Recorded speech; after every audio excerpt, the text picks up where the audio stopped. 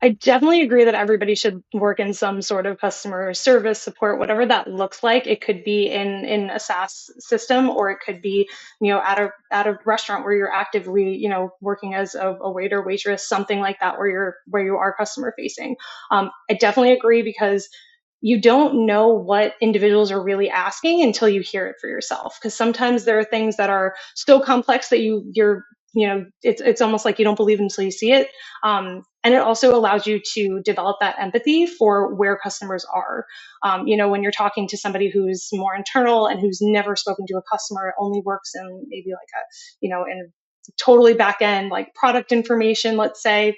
Not to say that everybody's like that, but there are individuals who've never had that experience and they don't have as much empathy and understanding of what those who are customer facing are experiencing. Like if there's a major issue, if there's a feature that they really need, if there's something that just suddenly stopped working in a new release, that just you don't get the same level of empathy from somebody who is not the one who's answering to that person.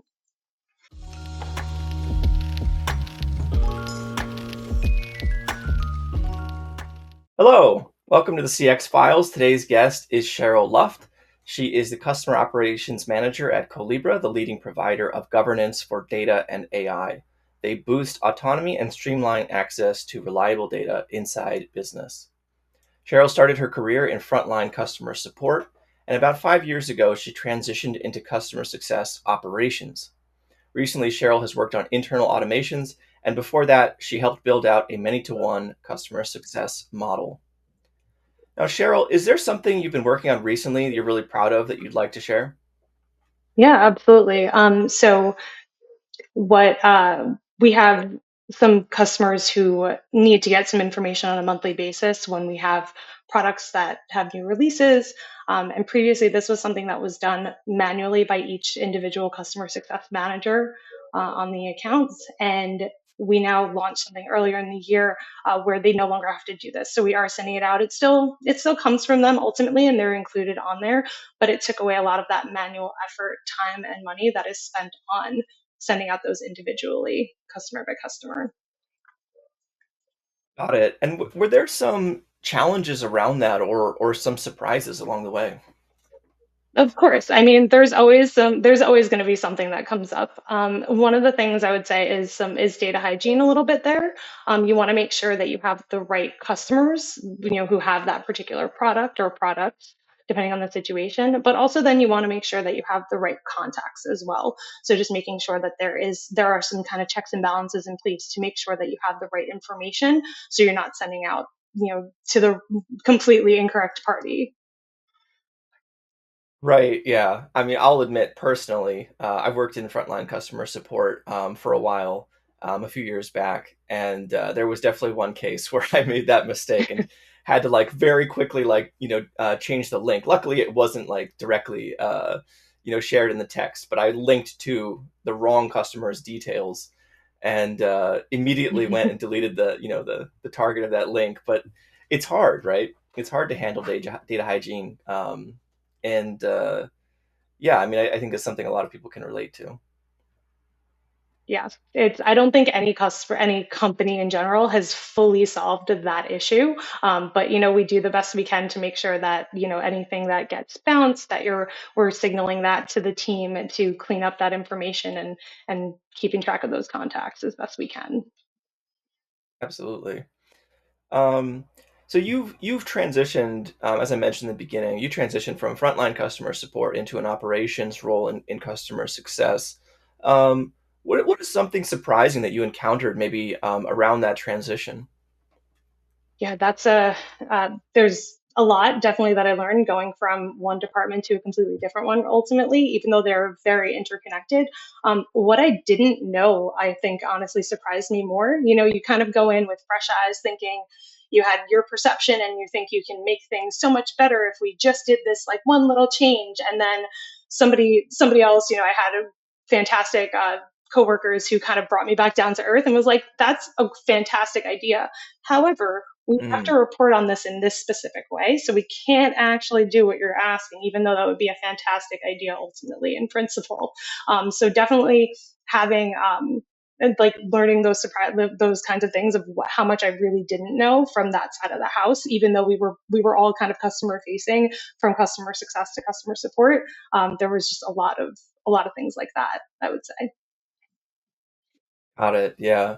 Well, I think every time we get into a new role, anybody who's transitioned in their career, especially between different positions, between different organizations, there's always those things in the beginning when you're kind of bright-eyed and you come in and you're really excited, and then you realize that there's limitations. And I think it's about how do you work with that and how do you, do the best in the circumstance, right?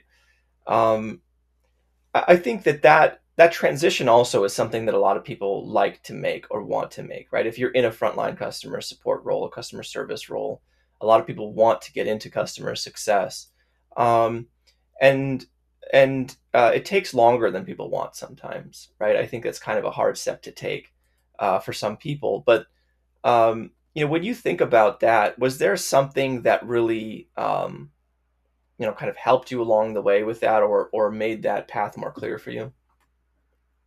I was very lucky. I was at the same organization for a number of years. I had a very supportive boss, but I kind of had hit a ceiling in terms of where there was growth at the company within the support department at the time. And realizing, I knew a lot more about the business because I had been there for so long. And so I was able to approach our VP of customer success at the time, and I pitched the idea, kind of saying like, hey, I think you might need some help over here. I'm happy to do it. I really would love to contribute to the organization in a different way. And I was fortunate enough that not only did I have a supportive boss, but I had, a new, newer boss than now at that point, who was willing to create that space for me. And I moved into that. It took longer than you would think still too. It's like, oh, we created this position. That's great. Let's do it. You're ready to go. Unfortunately, it doesn't work like that. But I was very, very lucky to have that opportunity basically created from my idea. Got it. Yeah, I mean, a supportive boss makes all the difference, doesn't it? For sure. Absolutely. It's also, learning about myself in the time, right? I spent 7 years in support. And I always say, if I don't speak to another customer ever again, it'll still be too soon, frankly, because I was done with it. And I knew that about myself at that point, that I was ready to move on. And I still wanted to contribute to the customer experience. I just wanted to support those who were doing it and stay behind the scenes. Mm.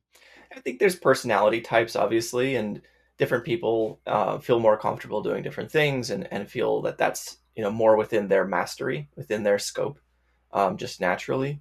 Um, Taking a little bit of a different direction here, maybe counter to what you've just said, but um, I've heard in various circles in various places this idea that everybody should work in frontline customer support at some point in their career, just to understand what customers are actually like.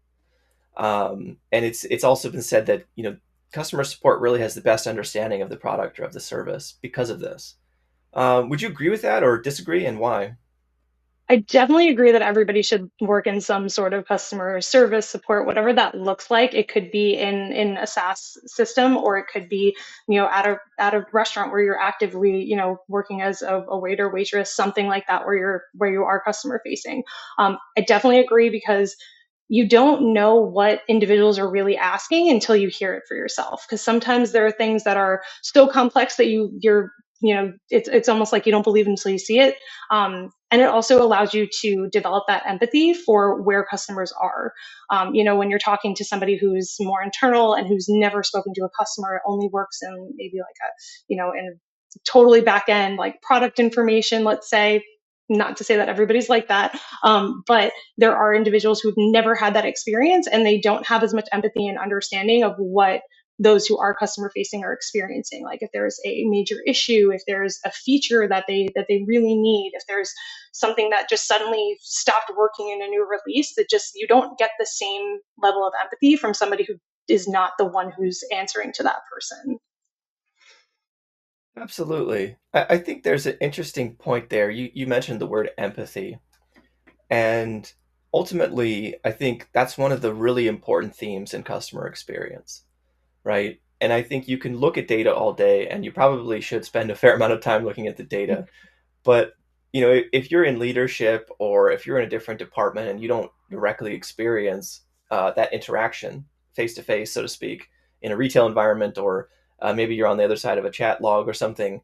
But the direct interaction with customers, it does give you a certain level of empathy, and that leads to understanding. Um, and it's kind of hard to draw the line sometimes. I think, like, a lot of organizations, they just want efficiency when they look at support and they look at service. That's traditionally, the kind of the general view from management, right? Is let's reduce the cost here, let's do more with less. But empathy is really powerful because you can build a long term relationship. You can have, to use business terms, you can have a higher average customer value, right? So you can kind of get a benefit from this as well. Um, how do you think about this balance between, let's say, efficiency and empathy? That is, that's so, it's tough, right? So you, I think the most important thing about that is being intentional. So it's about, what are you trying to achieve with being more efficient? Are you cutting down on time? Are you making something easier for someone? But if something goes against, if you're trying to do something that goes against like the process that you have put in place, but it still helps you meet your goals, sometimes you have to make those exceptions. So it's being, having that like gut check of, does this customer who is going through a tough renewal really need this email right now? Like, do they really need to get that communication? Probably not. So maybe let's just exclude them and take them out of the send, even though it kind of goes against our general, our general process of sending that information out. I think there's really kind of checks and balances that you need to have in place to make sure that you are being intentional and using your methods to reach those goals. Absolutely, absolutely, and I love that word intentional, right? And I think understanding why are we doing what we're doing, right? Yeah. Um, Another point here on efficiency. Efficiency is obviously important, and you have to be doing it for the right reasons to achieve, the overall outcomes you're looking for as a business. Um, and one of the cases that comes up with efficiency is the use of templated responses, right? So whether you're in your favorite help center and you're using macros responses, maybe you have some kind of canned responses in whatever tool you're using. Um, and I've heard a story, not from you, but from another person, that they were sending these canned responses to a customer, and the same customer had the same problem and got the same canned response back, and that created a kind of a bad taste in the customer's mouth. I thought I was talking to a human, and here I'm getting, word for word exactly the same reply, and that kind of thing can happen. And obviously, maybe that's a bit of an edge case, a bit of a rare thing. But how do you feel about this case where like a customer might get the same response twice? It's it's also it's complicated with that because the reality is, when talking about building out the many to one model, we have to have templates in some cases. We have to have automation. You can't expect everybody to do everything manually. So we do need kind of those supportive aspects that are templatized. That being said, you should still be, and I'm gonna sound like a broken record again with saying intentional, right? You don't want to send the same information out, on a daily, weekly basis. You want to send something out, even if it is the same exact information, you're sending it out at a meaningful time for them, right? So just the example that I used about, sending out the product release information on a monthly basis. At the end of the day, it's the same information, but you still have to go. There's still a call to action for the customer. There's still something they have to go do on that monthly basis. So it's not. They probably don't feel a certain way about it because they're still getting what they need in a timely fashion at the right time. Like we're not sending them week over week, hey, go do this thing that we just sent you last week. It's, hey, something changed, you have to go do this again, but it still helps them get to where they need to be. So I think if you're doing something where, the same issue could come up and have the same canned response and that doesn't resolve the customer's issue, you might want to reevaluate how you're doing that, right? Maybe it's, realizing that this is a repeat customer sending in that same information and having a different response, or assigning it manually at that point because clearly the first time didn't resolve the issue. It's you have to be careful about what you're doing.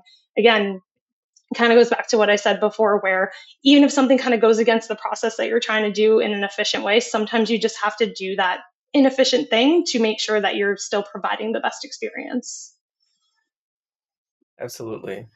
Yeah, that makes a lot of sense. I think if something's coming up more than once, right, um, something needs to change in that process, basically. And that could be as simple as having a different canned response, right? Flavor one, two, and three of the same Yeah. thing. Um, or, or maybe there's a process that needs to change, or maybe documentation needs to get updated, things like that, right? Um, yeah, it's interesting. I mean, this topic around efficiency, automation, I know you've worked on. How do you kind of think about, the role of AI in CX today? I mean, there's so many opportunities. There's a lot of challenges. Yeah, what are your thoughts around that generally?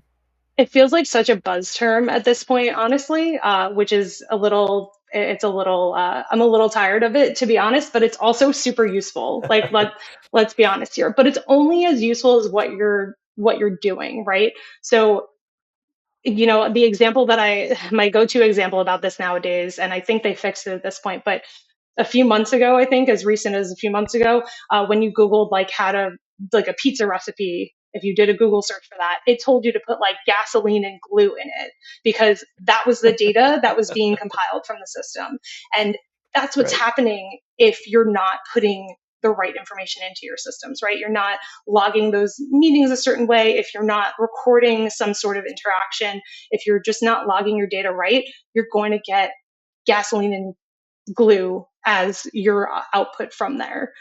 So it's very useful. It's great as long as you have the right information, and that's the big thing. Like it's the term garbage in, garbage out. Unfortunately, it's stereotypical, but it's the reality. And I think that until someone actually sees that kind of output, which is why I use that very visible example for that, they're not really going to get it. They're not going to fully understand why we can't just automate something or just use AI for it. They have to understand that there's still so much behind getting to that point where it will be useful.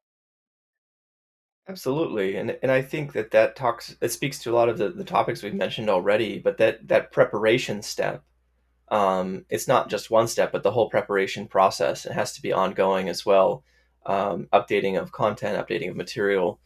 How do you kind of think around this topic of preparation for automation, preparation of data and content, keeping things structured and organized and up to date?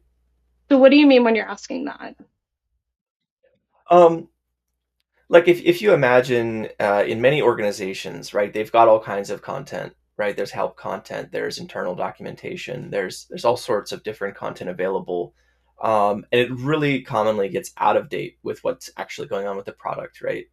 Um, Another one is that maybe just something doesn't get documented for whatever reason, right? And then once you have that content available, you need to measure, right? Is this actually resolving what people need? Is this useful? And so, yeah, how do you approach that process, and how do you kind of think about those challenges? Yeah, so it definitely goes back to the intentionality and the why, not just for external customers, but internally as well. When I'm talking to like the Salesforce admin team, let's say I'm at my company, I'm asking for something, but I'm typically having a conversation to bring them the business context of what that is. So they're not just like, all right, let's add this new field just because we said to.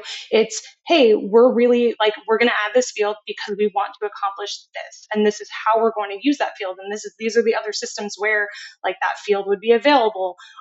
Same goes for workflows, not just about fields, of course, but you want to bring everybody kind of along for the ride and get to the why, because in some cases too, there could be something that you don't know and you're not aware of something that might have pre-existed.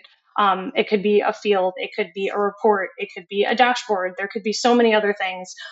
But getting everybody kind of on board with that and understanding why you're doing that is helpful in that preparation to make sure that you're getting to your goals in the best way possible and bringing that together. Absolutely. I'm reminded of one thing Daniel Oberis mentioned on our third episode of the CX Files. He's talking about this idea of internal salesmanship and using VOC data to kind of give a why and give a focus, a reason for get different actions.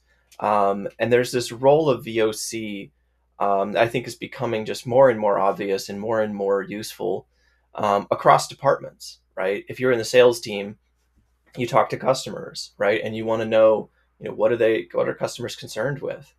If you're in the marketing team, you want to know what is the voice of the customer. You can use it for a testimonial or in a campaign or something. And obviously, support is going to respond to VOC data and make adjustments, right? So, how do you think about the role of VOC now and in the future as it relates to this kind of focus question or prioritization? I think it's always been there realistically. Like um there's different levels of prioritization based on a company's goals ultimately, on where they take that. But it's anybody who is customer facing, that can range across the board depending on the functions of your org, of course. But anybody who is customer facing has an opportunity to contribute to that voice of the customer, because they could hear something in passing at a conference. They could hear something, when they're at some sort of event. They could just hear something on a sales call, and that could trigger, a process. It could trigger a feature. It just depends. But using that anecdotal evidence that is clearly supported by whoever it is that did say that, your customers are going to be the most important, and the ones who, it's also listening to the ones who are giving you that feedback, be it positive or negative, right? So I just, as an example, we recently ran our NPS survey in the fall, and a few months ago, well, I guess fall here, but I'm in the US. But the the comments that we get, whether they're positive or negative, these are people who care enough to still tell you this information. And it's such a good indicator of like where you are with an account. Even if it's negative, they're still care enough to give you that negative feedback. And a lot of the time, of course, there's always exceptions, but a lot of the time it is actionable feedback that you can take and give it to the respective department that it applies to.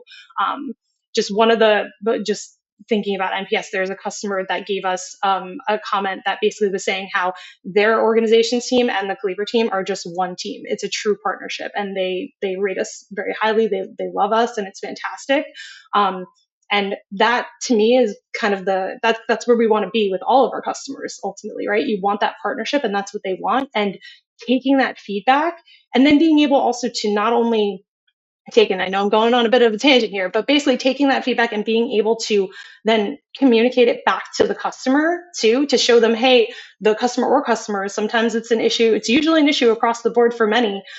If you're able to take that back, be it marketing content, be it something, be it just a regular cadence call to tell them how they specifically meaningfully contributed to change at the organization in some way, it's going to inspire them to give you more of that feedback in any direction. And that's what you should be listening to. You should be listening to both, of course, the positive companies that sing your praises and you can use them as advocates. Absolutely use them, but also listen to those who are telling you really terrible things also, because they're still here and they still care enough to tell you that. The worst feedback you can get is none, ultimately, from a customer. When they go silent, that means they checked out. That is so true. Yeah, I think it hurts sometimes to get that negative feedback. But that's the chance to grow, right? That's the chance to learn and improve. The positive feedback feels great, and Of course. we want to use the megaphone on that, and make everybody feel good. But really, you have to amplify the negative stuff almost more, right? Look, this is a serious problem, and this person is concerned enough to tell us, not just leave. This is the person whose need is kind of pressing right now, um, and they want it solved. They don't want to just abandon us. They want us. They want to work with us on this, basically. Yeah. Um, And I think too, that's a huge opportunity. you could even say it like as on a personal level too, right? Celebrate your wins, of course. Like take in that praise, but take that negative feedback and use it to strengthen yourself ultimately, and that applies in a business So, and in your personal life, I would say. absolutely, and I think one of the things that I like to think about is how is feedback received, right? Because we always want to get feedback, but how do we respond when we get it? And I think that's so important for setting up the next interaction, right? If somebody gives you feedback, it could be in your personal life, in your career, a customer talking to your business, and if you say, okay, thank you, and that's the end of it, maybe next time the Yeah, person will be like, well, they didn't really appreciate this. I'm not going to do this again. exactly. So how do you think about that kind of challenge or that need, and then like giving feedback on the feedback almost? Yeah, I think there's such an importance to it. You know, our NPS program, it's something that I also own and built out. But basically, we do have those templatized responses, and they don't vary too much. You know, program over program ultimately, because they're while they are going to the same people most of the time, not everybody responds, and sometimes we want to emphasize different things, but at the end of the day, like we want to make sure that we acknowledge what they, what customers have said. But you can't expect, if we're getting, hundreds of responses, you cannot expect every single CSM to go in there and say thank you to every single customer. They'll do it on their next call maybe, but they're not going to sit there and send an email for everything. But we still, like I said, we have the opportunity to market the information. Here are improvements that we made from the last survey. Here's what we're planning on doing in the future. I think sharing roadmaps for visibility is also really important. I think customers really want things like that. They want to see where you're going. They want to know what your vision is. They want to know how what they said matters, and communicating more is better. But there is a balance, because when you over communicate, everything sounds like noise to a customer too. So it's really, you got to pick your moments and be able to share, how those changes are being impacted, what we can do. Or even if you're just telling them, hey, we heard your feedback, this is something that may be on like the backlog of the product team, but just at least acknowledging it is a, I think it's a big factor there. Yeah, absolutely. And when you can show that somebody's feedback has been acted on, right? They gave you some point that they were concerned with, and now you've implemented it, right? And you're helping not only them with it, but we also help these other groups, these other customers. That can make people really excited and closing the loop, right? And that will motivate the more feedback in the future. Um, I wanted to ask you a little bit about what you see on the horizon, what you see coming up in terms of CX. So, how do you think that CX roles? You could talk specifically about operations, but how do you think roles will change in the future? I would say it's probably going to evolve again. I feel like in the last few years it went from, customer success used to be account management. Account management became a sales term, and then customer success became the term and the focus. But it still feels like every organization defines that differently and what they own. There are some organizations that have a dedicated onboarding team, a dedicated renewals team, and there are others where customer success is just that. And it depends on, a lot of the time, the size, but just sometimes just the strategy is different, where you want CS to just own that entire relationship. And I think there are pros and cons to both, but I think we'll see, I'm hoping at least that we kind of see a more standardized version of what that looks like, whether it is that they own everything or that they only own kind of managing the relationship itself. um, I think that's something that we can hopefully look forward to, because it becomes a lot when you expect individuals to do all of this. It's part of why we created, that many to one model, is to help kind of take that burden off of individuals, and lessen that account ratio. So I'm hoping that we get a more standardized definition. It's not a combination of sales, CS, and support all the time. That we do get more standardization and dedication for what it means to be CS.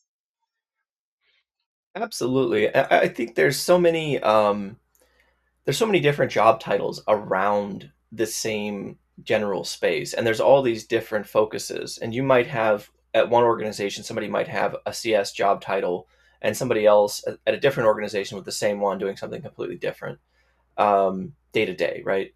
um, and I think there's going to be, in my opinion, I think there's going to be a bit more specialization as we move forward into the future here, especially with regards to the changing landscape with automation and AI and everything. Um, and I guess I wonder, what do you think about that? I know you worked on automation recently. Um, Do you see like a specific area that you think there's going to be more specialization, or there's more skills that need to be built? I mean, when we're talking about automation, I would still say there's still so much that really needs to be done in order to get to that point. Um, but it just depends on how you define that role ultimately. Like I said, it looks different at every org, so it's hard to say that. Um, it is definitely a tricky thing, but we need to kind of figure out whatever that means to your organization. You have to have that support to build out your team through enablement, through whatever it is, through the mechanisms that you're using to foster that accountability, to drive whatever behavior it is that you're looking for. I know that's very general, but there's just so much to who. If you talk to three different customer success managers, you're going to hear three different versions of what they do on their day-to-day basis ultimately. Yeah.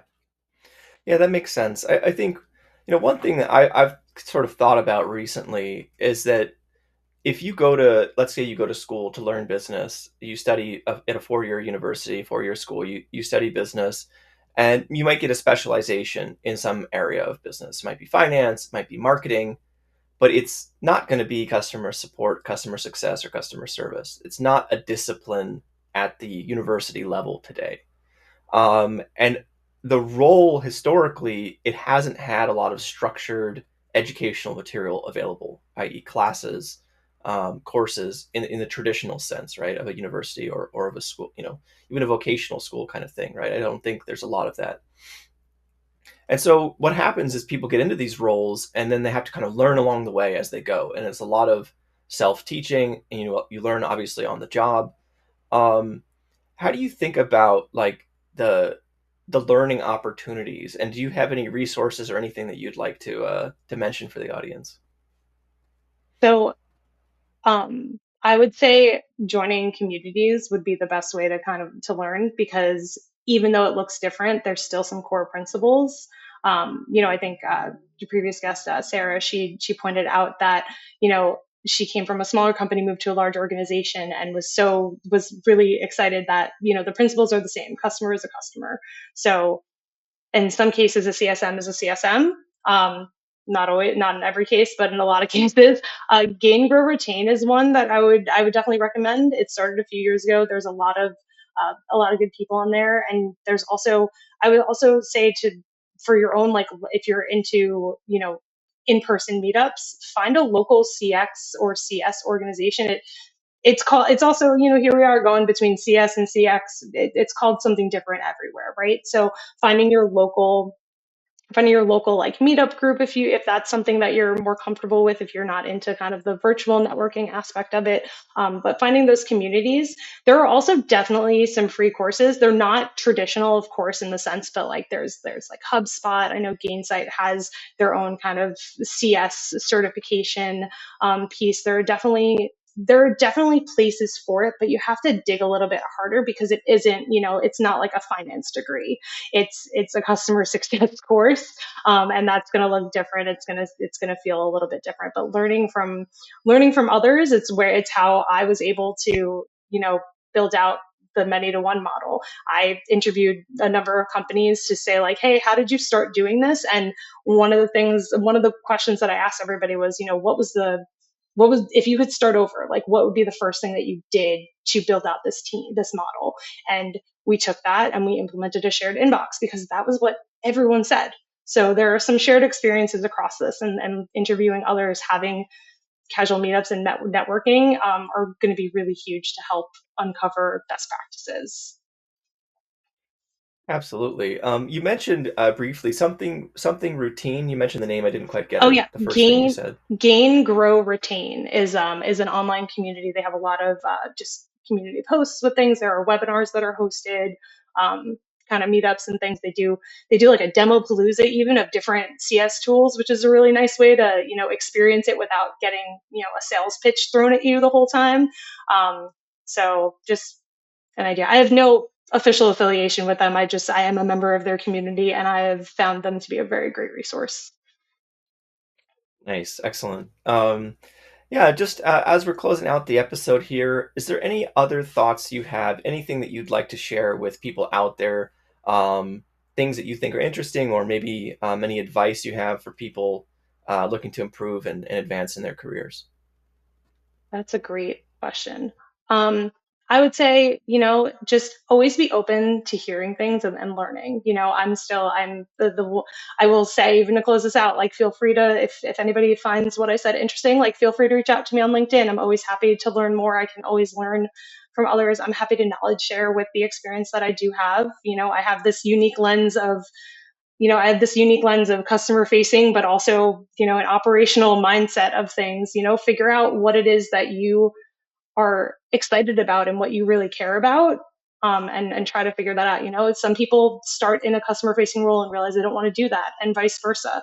It just depends on what you want. So there's so much opportunity for so many different things, and your skills are transferable. So please don't count yourself out with those, I would say too. Yeah, I think, and that's a great piece right there. Maybe a closing thought, but I think that, you know, when you look at customer support roles, when you look at CX roles, um, historically, traditionally, it's been a little bit of a stressful, department to work in. And you do face negatives on a regular basis, right? If it's a negative feedback or customer that has a problem, and you're kind of facing down negative experiences. I mean, that's kind of the nature of the thing, is solving problems, right? Um, but I think recently I've realized there's something really beautiful, actually, I can say about this, which is transformation, right? You have the opportunity to transform a negative into a positive, right? And when somebody really needs help, right, you can help them. And there's something about that which I think is underreported, underappreciated, undercelebrated, and I think that you should have, as somebody in this field, somebody in this, in this career, in the audience, if you're listening, somebody who's working on building their skills and advancing in this, there's something really to be proud of there. um, and there's some really great work experience, not in terms of um, not in terms of building your career necessarily, but just having a good experience yourself in your work. um, what do you think about this idea of this kind of transformation of negative to positive, Cheryl? Oh my God, it's something that I experienced constantly when I was in support, especially because when you're calling support, you're expected, like, you're not calling support to say hi. You're calling support because you have an issue and you need it resolved. Um, and a lot of people kind of came in real hot, I will say, and they were not very pleasant to speak with at first. But there's that empathy piece again, right? You don't know if this is somebody who has pressure from a deadline. You don't know if this is somebody who just really, like, messed up something, or just really needs to get this done because it's crucial to a meeting. And so having that empathy, hearing what they're saying, and trying to understand. And in some cases, it's just a simple thing that they just didn't know how to do. And that's great. Or it's a password reset that they just weren't able to complete themselves for whatever reason. And just the quickness in which you can just turn that around from somebody being so frustrated and calling you, to then leaving the call on a really happy note and getting a really high CSAT from that interaction. It's huge, and it's underrated at points too, that you don't realize that if you just kind of meet somebody, you meet somebody with that calm energy, you meet them with that empathy, and you really listen and understand. And in some cases, especially when you're in a role where you know the product better than the customer does, of course, like, you can easily kind of turn that around. And I think that's kind of an underrated skill set that is part of the whole customer experience. Absolutely. And with that, that is going to wrap up our episode of the CX Files.